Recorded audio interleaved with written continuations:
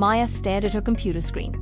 Her eyes glazed over from scrolling through yet another job board. 8 months of searching, and still nothing. With a master's in data science and 3 years of experience, she thought finding a new position would be a breeze. But here she was, unemployed and increasingly desperate. Across town, Jake nursed a coffee at his favorite cafe. Once a rising star in HR, he now found himself on the other side of the hiring process.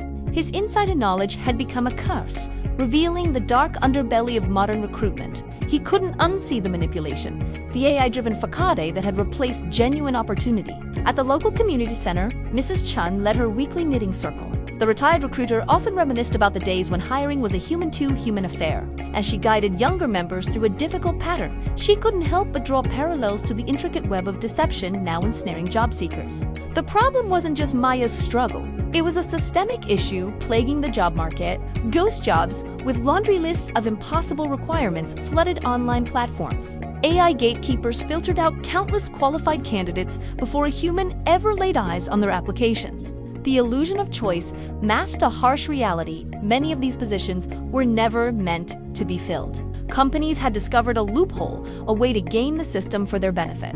Phantom job postings allowed them to claim tax incentives and collect valuable data on potential talent. It was a numbers game, and job seekers were unwitting pawns.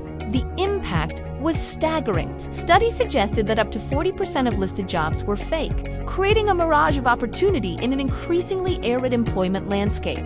For every genuine opening, countless hopefuls poured their time and energy into applications destined for the void. Maya had experienced this firsthand. She'd sailed through AI-powered interviews only to face weeks of silence. Each automated rejection chipped away at her confidence, leaving her to wonder if she was the problem. But she wasn't alone in her struggle. Jake saw it from both sides now.